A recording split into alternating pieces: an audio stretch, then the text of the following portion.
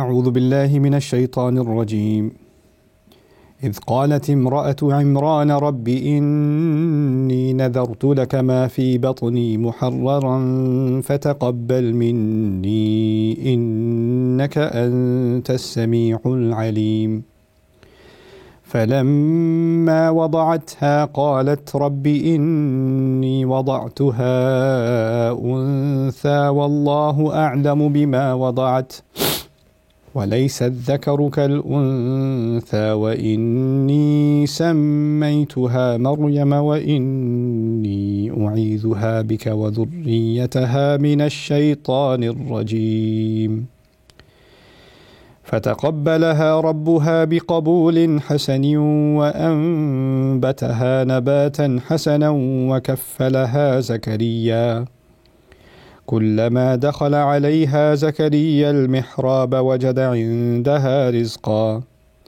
قال يا مريم أنى لك هذا قالت هو من عند الله ان اللہ یرزق من یشاء بغیر حساب رب اشرح لي صدری ویسر لي امری واحلل عقدۃ من لسانی یفقهوا قولی فالحمد للہ والصلاة والسلام علی رسول اللہ وعلی آلہ وصحبہ اجمعین۔ السلام علیکم ورحمۃ اللہ تعالی وبرکاتہ۔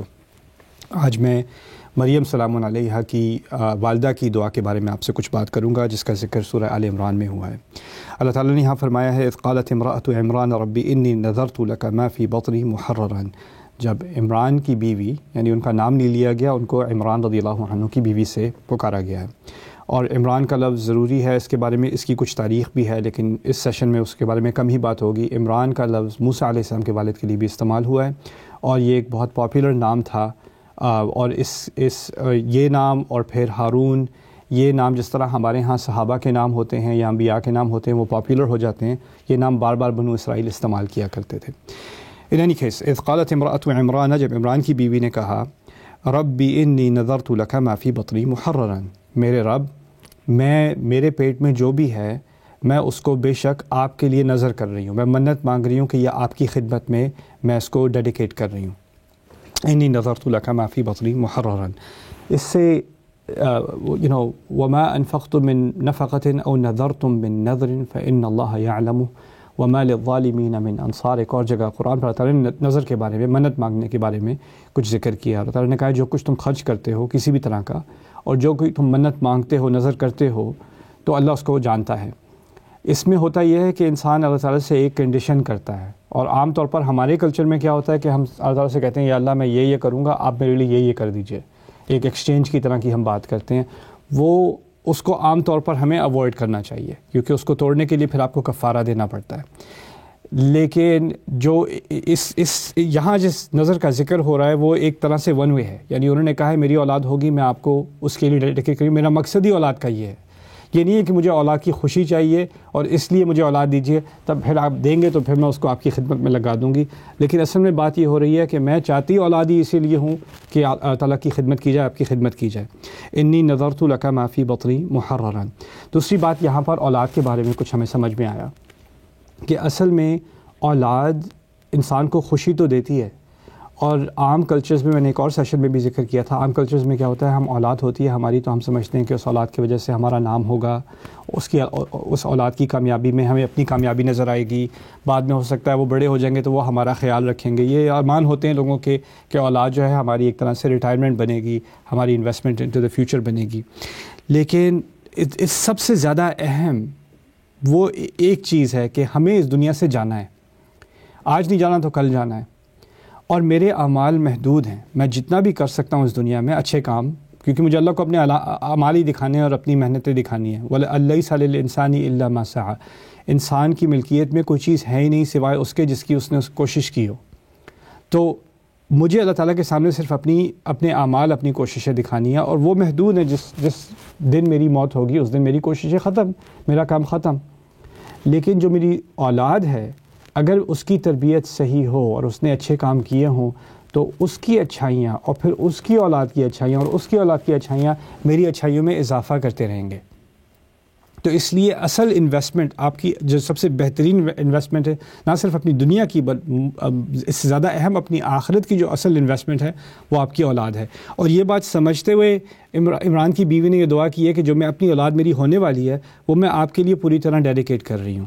اب ہمارے زمانے میں کیا ہوتا ہے کہ کس طرح ڈیڈیکیٹ کرتے ہیں اولاد کو، ہم کہیں گے کہ ہمارا بچہ ہوا تو ہم اس کو مدرسے میں ڈال دیں گے، تحفیظ کرائیں گے، حفظ قرآن کرائیں گے، عالم بنائیں گے، یہ کریں گے وہ کریں گے. ٹھیک ہے، آپ کے نزدیک اگر یہ خدمت ہے اللہ تعالیٰ کی تو اپنی جگہ ٹھیک ہے، لیکن میں آپ کو ایک پولیٹیکلی انکریکٹ ہے لیکن میں سیدھی بات آپ کو بتاتا ہوں.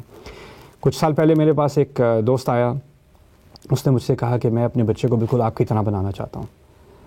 پہلے ہی میں پریشان ہو گیا کہ یہ اسٹیٹمنٹ ہی بہت پرابلمٹک ہے، کیونکہ اگر آپ کسی سے کہیں کہ میں اپنے بچے کو کسی اور کی طرح بنانا چاہتا ہوں تو آپ نے اپنے بچے کی جو اس کی انفرادیت ہے، اس کی انڈیویجوالٹی ہے، اس کا انکار کیا ہے. آپ کا بچہ ہو سکتا ہے بہترین آرٹسٹ ہو یا بہترین رائٹر ہو یا بہترین انجینئر ہو، اس کا میتھمیٹیکل مائنڈ، آپ نے اس سب کو ڈینائی کر کے میں تو چاہتا ہوں کہ آپ کی طرح بن جائے. بس آپ کو اپنے بچے کی فکر کم ہے، آپ کو بس یہ نظر آ گیا کہ یہ اگر میرے نزدیک یہ مثال اچھی ہے تو میرا بچہ بالکل ایسا ہی بن جائے. یہ غلط ہے، کیونکہ آپ بھی ایک انفرادی، آپ کا ایک وجود ہے، آپ کی ایک شخصیت ہے، آپ کی اولاد کی بھی ایک شخصیت ہے. اور تعالیٰ نے خود کہا ہے قُلْ كُلٌّ يَعْمَلُ عَلَى شَاكِلَتِهِ، تم سب سے کہو کہ وہ اپنی جس طرح اللہ نے انہیں بنایا ہوا ہے، جس شکل پہ اللہ نے انہیں بنایا ہوا ہے اس کے حساب سے وہ کام کریں. تو ہماری ایک انفرادیت ہوتی ہے. یہاں پر جو ہمیں سمجھنے کی ضرورت ہے کہ ہمارے دین میں اتنی وسعت ہے کہ اگر میں کہوں کہ میں اپنی اولاد کو دین کی خدمت میں لگانا چاہتا ہوں تو اس کا مطلب یہ نہیں کہ وہ ڈاکٹر نہیں ہوگا یا انجینئر نہیں ہوگا یا سائنٹسٹ نہیں ہوگا یا ہسٹورین نہیں ہوگا یا لٹریری نہیں ہوگا، ٹیچر نہیں بنے گا. وہ ساری چیزیں، ان میں سے کوئی بھی ایسی چیز نہیں ہے جس کا دین سے تعلق نہیں ہے، جو اللہ کی خدمت میں نہیں ہے. دین کی تعلیم اصل میں ہر مسلمان کی زندگی کا حصہ ہونا چاہیے تھا. یہ اسپیشلائزیشن ٹھیک ہے کچھ لوگوں کی ہوتی ہے، لیکن عام طور پر زیادہ سے زیادہ قرآن یاد کرنا، عربی زبان کو سیکھنا، اپنے دین کے بارے میں، اپنی دین کی تاریخ کو سمجھنا، یہ آپ کی زندگی کا ایک پارٹ ٹائم اور پرماننٹ حصہ ہونا چاہیے تھا. کیونکہ ہماری زندگی سے یہ چیز ہٹ گئی ہے، ہم نے کیا کیا، ہم نے سوسائٹی کا ایک سیگمنٹ لیا اور کہا آپ لوگ دین پڑھیں، آپ لوگ اس میں اسپیشلائزیشن کریں، باقی ہم سب کی خیر ہے. ٹھیک ہے، کچھ لوگ ہوتے ہیں جن میں خاص ٹیلنٹ ہوتا ہے، ان میں ایک خاص صلاحیت ہوتی ہے، خاص ان کی انٹیلیجنس اس طرف مائل ہوتی ہے، ان کی اسکالرشپ ہونی چاہیے، ان کے لیے زیادہ سے اعلیٰ تعلیم کا اہتمام ہونا چاہیے. میرے نزدیک جو عالم دین بنے، کوئی دینی تعلیم حاصل کرے، ان کو ہر طرح کی تعلیم میں اعلیٰ ترین درجہ حاصل کرنا چاہیے. They not just religious scholar, لیکن اس کے علاوہ ان کو تاریخ، عالمی تاریخ، فلسفہ، سائیکالوجی، سوسیولوجی، اینتھروپولوجی، یہ چیزیں سمجھنی چاہیے اور ان میں بھی اعلیٰ تعلیم حاصل کرنی چاہیے، کیونکہ یہ دو دنیا الگ نہیں ہیں. قرآن نے تو علم کے بارے میں بھی کہہ دیا نا اور جگہ پر، جیسے جو اس زمانے میں مدینے میں لوگ لکھنے والے کم تھے، انہیں زیادہ تعلیم نہیں تھی، ان کو نہیں لکھنا آتا تھا. تو جب کسی نے ادھار لینا ہوتا تھا تو اللہ نے حکم دیا کہ اگر اذا تدینتم بدین الی اجل مسمى فاکتبوہ، اگر تمہیں ایک دوسرے کو ادھار دینا ہو تو لکھ لیا کرو. تو اب اکثریت کو لکھنا نہیں آتا، تو کوئی ایک آدھ ملے گا، اگر شہر میں 2-3 ملیں گے جن کو لکھنا آتا ہے تو ان پہ اللہ نے ذمہ داری ڈالی کہ اگر وہ جانتا ہے فلیکتب مما علمہ اللہ، تو اسے لکھنا چاہیے اس کی بنیاد پر جو کہ اللہ نے اسے سکھایا. یعنی اللہ تعالیٰ نے اس کے لکھنے کو اپنے سکھانے کی طرف منسوب کیا. اس سے ہم کیا سیکھے کہ دین کی خدمت وہ اس وقت کر رہا ہے جب وہ کسی کا لون کانٹریکٹ لکھ رہا ہے، جس کو ہم عام زبان میں سیکولر سی چیز سمجھیں گے. اس کا مذہب سے کوئی تعلق نہیں، دین سے کوئی تعلق نہیں. دین سے تعلق اس کا ہوگا جو کوئی اسلامی کتاب لکھ رہا ہوگا، دین سے تعلق وہ ہوگا جو کوئی خطبہ دے رہا ہوگا، دین سے تعلق ہوگا جو قرآن یاد کر رہا ہوگا، وہ بھی سب دین ہے. لیکن یہ باقی چیزیں دنیا ہیں. لیکن ہمارے دین نے اس کانسیپٹ کو برباد ختم کر دیا. ہمارے دین میں کیا ہے کہ اگر آپ کسی کی خدمت کر رہے ہیں، کوئی اچھا کام کر رہے ہیں دنیا میں، تو وہ بھی اصل میں دین ہی کی خدمت ہے. تو اگر یہاں پر انہوں نے یہ دعا مانگی ہے کہ میں اپنے بچے کو آپ کی خدمت میں پوری طرح ڈیڈیکیٹ کر رہی ہوں، ان کا ایک خاص مقصد کیا تھا کہ میری اولاد ہوگی. ابھی یہاں پر جو ہے جو کرپشن زیادہ ہے اور زکریا علیہ السلام کو کسی ایسے بچے کی ضرورت ہے جو دین کی خدمت کر سکے. وہ تو اب بوڑھے ہو چکے ہیں، تو میری امید ہے کہ میرا بچہ اس ریکوائرمنٹ کو پورا کرے گا. ایک گیپ ہے اس کو وہ پورا کرے گا. تو ان کی یہ خواہش تھی. لیکن ہماری خواہش کیا ہونی چاہیے؟ میری خواہش ہونی چاہیے ہماری زندگی میں، ہماری دنیا میں کس چیز کی کمی ہے، ہماری سوسائٹی میں کس چیز کی کمی ہے. کیسے اگر ینگ لوگ ہوں اگلے 20 سال میں، اگلے 15-20 سال میں، کیسے ینگ لوگ ہوں جو باقی کروڑوں ینگ لوگوں کے لیے رول ماڈل بن جائیں، جو ان کے لیے مثال بن جائیں، کہ لوگ کہیں کہ میں نے دین میں، دنیا میں ہر طریقے سے میں نے اس کی طرح بننا ہے، مثال بن جائیں اوروں کے لیے. ایک ہولسٹک سی چیز ہوتی ہے نا، کسی کو دیکھ کے انسان چاہتا ہے میں اس کی طرح ہوں. تو وہ رول ماڈل ہمیں تیار کرنے ہیں، اور یہ ہمیں اپنی اولاد کے لیے ایک سینس ہونی چاہیے کہ ہم یہ ڈیڈیکیشن کر رہے ہیں۔ اچھا پھر ہوا کیا؟ انہوں نے کہا مجھ سے قبول کر لیجیے۔ اللہ تعالیٰ نے اس دعا کو قرآن میں ریکارڈ کیا، تو کتنی اہم دعا ہے نا، کہ انہوں نے دعا کی کہ مجھے اسے قبول کر لیجیے، انک انت السمیع العلیم، بے شک آپ ہی سب سننے والے ہیں، سب جاننے والے ہیں۔ فلما وضعتها، پھر جب انہوں نے ان کو پیدائش کی، قالت ربی انی وضعتها انثى، تو انہوں نے شوق میں کہا، یعنی بالکل ہی حیران ہو کر کہا میں نے تو بچی کو پیدائش دی ہے، میں نے تو اسے پیدائش دی ہے بچی، ولیس الذکر کالانثى۔ اور پھر یہ کچھ کے نزدیک یہ ان کا کلام ہے، کچھ کے نزدیک اللہ تعالیٰ کا کلام ہے۔ اس کو الوجوہ والنظائر کہتے ہیں عربی میں۔ دونوں طرف سے آپ کو بتاتا ہوں کیا معنی ہو سکتے ہیں اس کے۔ ایک انہوں نے کہا کہ لڑکی لڑکے کی طرح تو ہو نہیں سکتی، واللہ اعلم بما وضعت ولیس الذکر کالانثى، اللہ بہتر جانتا ہے انہوں نے کس چیز کو پیدائش دی، اور یہ لڑکا لڑکی کی طرح ہو نہیں سکتا۔ تو یہاں پر ایک معنی یہ بھی ہے کہ جیسی یہ لڑکی ہے نا، ایسا کوئی لڑکا ہو نہیں سکتا، ولیس الذکر کالانثى، یعنی کوئی اس کے مقابلے کا کوئی لڑکا ہو ہی نہیں سکتا تھا۔ کبھی کبھی اللہ تعالیٰ ایسے لوگوں کو چوز کرتا ہے اپنی خدمت کے لیے جو ایکسپیکٹڈ نہیں ہوتے۔ آپ سمجھ رہے ہوتے ہیں کہ ایک طرح کی ہمارے نزدیک ایک کانسیپٹ بن جاتا ہے کہ جو لوگ کوئی نہ کوئی کنٹریبیوشن کریں گے، کوئی خدمت کریں گے دین کی، ان کی ایک طرح سے پرورش ہوتی ہے، ان کی ایک طرح کا بیک گراؤنڈ ہوتا ہے، ان کی ایک طرح کی اپ برنگنگ ہوتی ہے، پھر ان کی ایک طرح کی خاص ٹریننگ ہوتی ہے، اس ٹریننگ سے گزرنے کے بعد وہ اس قابل بنتے ہیں کہ وہ دین کی کچھ خدمت کر سکیں، اور ایک فارمولا بن جاتا ہے سوسائٹی میں۔ لیکن کبھی کبھی اللہ تعالیٰ کے ہاں کیا ہوتا ہے کہ اس کی مرضی ہوتی ہے کہ اس نے کسی ایسے انسان کو کسی ایسی غیر متوقع جگہ سے اٹھانا ہے اور اس کو ایسے مقام پر لانا ہے کہ انسان سمجھ بھی نہیں سکتا تھا کہ اس کا اتنا امپیکٹ کیسا ہو گیا۔ لاکھوں علماء اتنا امپیکٹ نہیں کر سکے جتنا ایک اس انسان نے کر دیا، یا ایک کسی مفکر نے کر دیا۔ اور اس کی تاریخ میں مثالیں بے تحاشا ہیں کہ لوگ انکنونشنل جگہ سے کھڑے ہوتے ہیں اور وہ ایسی تبدیلی لاتے ہیں۔ یعنی آپ اندازہ کیجئے، آج کل ایون سائنس کی دنیا میں لیڈنگ سائنٹسٹ ہیں، یا آئنسٹائن کے بارے میں کہا جاتا ہے اور سائنٹسٹ کے بارے میں کہا جاتا ہے کہ ان کے اسکول ٹیچرز کہتے تھے کہ یہ بچہ کامیاب نہیں ہوگا جو ابھی تک وہ سائنس ٹیچرز ہیں، اور اب ان کی کتابیں اور ان کی تحریریں سائنس کی کلاسز میں پڑھائی جا رہی ہیں۔ اللہ تعالیٰ کہاں سے کس لیڈر کو اٹھا لے، کہاں سے کس سے عظیم خدمت دلوا لے، یہ اللہ تعالیٰ کے اوپر ہے۔ تو ان کی ایکسپیکٹیشن کیا تھی؟ ان کی توقع تھی کہ بچہ ہوگا، لیکن یہ بچی ہوئی، اور اللہ تعالیٰ نے ہمیں کہا ہے کہ یہ بچی ایسی جس طرح کا کوئی بچہ نہیں ہو سکتا۔ لیکن پھر ان کی اس ماں کی عظمت ہے کہ اس نے افسوس منانے کے بجائے رونا ڈھونا، میرے تو بڑے ارمان تھے، بیٹا ہوگا، امام بنے گا، عالم بنے گا، دین کی خدمت کرے گا، میرے تو بیٹی ہو گئی، اب کیا کریں، بس یہی قدر تھی اللہ تعالیٰ کی، اب تو بس ہم صبر ہی کر سکتے ہیں۔ ایسی کوئی انہوں نے نان سینس بات نہیں کی۔ انہوں نے کیا کیا؟ اب ان کی بات سنیے۔ انی سمیتھا مریم، میں نے اس کا نام مریم رکھا ہے۔ میری ایم اصل میں یہ ہیبرو سے آتا ہے، اس کے اصل معنی ہوتے ہیں خدمت کرنے والی، خدا کی خدمت کرنے والی۔ تو انہوں نے نام بھی ایسا رکھا جیسے انہوں نے منت مانگی تھی نا کہ جو بھی میرے پیٹ میں ہوگا وہ آپ کی خدمت کرے گا، تو خدمت کرنے والی ان کا نام، یعنی اللہ کی خدمت کرنے والی ان کا نام رکھا مریم۔ وَإِنِّي أُعِيذُهَا بِكَ وَذُرِّيَّتَهَا مِنَ الشَّيْطَانِ الرَّجِيمِ، اور میں آپ کی پناہ میں اس کو ڈال رہی ہوں، آپ کی پناہ میں اس کو ڈال رہی ہوں، اور اس کی اولاد کو بھی شیطان رجیم سے۔ یعنی اب وہ اس بچی کے لیے پروٹیکٹیو ہو گئیں۔ انہوں نے یہ نہیں سوچا کہ اب اس سے کیا کام نکلے گا، بلکہ انہوں نے پوری محنت کر کے پورے دل سے اللہ تعالیٰ سے یہ دعا کی کہ اللہ تعالیٰ اس کو بس اب شیطان کے پنجرے سے بچا لے، اور اس کی اولاد کو بھی۔ یعنی انہوں نے اپنی بچی کے بارے میں بھی سوچا، اس سے آگے۔ لوگ کیا سمجھتے ہیں اگر بیٹی ہوئی ہے تو آگے ہمارا نام تھوڑی آگے جائے گا، ہمارا نام تو ختم، ہمارا لاسٹ نیم تو ختم، وہ تو کسی اور خاندان کا حصہ بنے گی۔ لیکن انہوں نے کیا بات انٹرنلائز کی کہ میری بیٹی اور اس کی اولاد، یہ تو دنیا میں ہوتا ہے نا، لاسٹ نیم کیری ہوتا ہے، لیکن جو آگے جا کر جو آپ کی بیٹی سے بھی اولاد ہو رہی ہے، بیٹے سے بھی اولاد ہو رہی ہے، آخرت میں تو وہ باپ سے جڑے ہوئے ہیں۔ پھر بھی دنیا میں نسلیں اس طرح نہیں ہوتی، دنیا میں لاسٹ نیم اور جائیداد اور یہ ساری چیزیں جو آئیڈینٹی ہوتی ہے وہ باپ کی طرف سے آتی ہے، لیکن آخرت میں بیٹی یا بیٹا دونوں آپ سے آخری اعتبار، یعنی اعمال کے اعتبار سے، صدقہ جاریہ کے اعتبار سے تو جڑے ہوئے ہیں، اور یہ بات وہ اچھی طرح سمجھتی تھی۔ اللہ تعالیٰ نے جو اس بات کا جواب دیا ہے نا، ان کی دعا کا جواب بہت ہی خوبصورت ہے، اور یہ میں آخری بات آپ کے سامنے رکھوں گا۔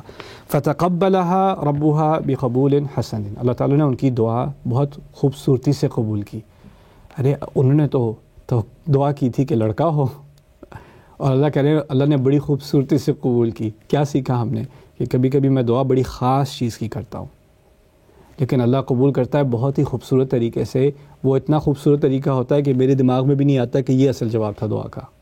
جو میں نے مانگا تھا اس سے کہیں بہتر مجھے لگے کہ کیونکہ میری طرح میرے سوال کے حساب سے، میری مطالبے کے حساب سے جواب نہیں ہے، تو میں سمجھوں کہ یہ جواب نہیں تھا میری دعا کا. لیکن اللہ اس کو کیا کہہ رہے ہیں؟ قبول حسن، خوبصورت جواب، بہت ہی خوبصورتی سے اس کو قبول کیا گیا. یعنی اللہ تعالیٰ جب کوئی فیصلہ کرتا ہے آپ کی دعا کا جواب دینے کا، تو اس کا طریقہ آپ کے طریقے سے کہیں بہتر ہے. فتقبلها ربها بقبول حسن وانبتها نباتا حسنا. ڈاکٹر فاضل صالح السامرائی جن کا میں نے پہلے ذکر کیا تھا، بڑی پیاری بات کی تھی اس آیت کے بارے میں انہوں نے، وہ میں آپ کو تھوڑی سی سمجھا دوں.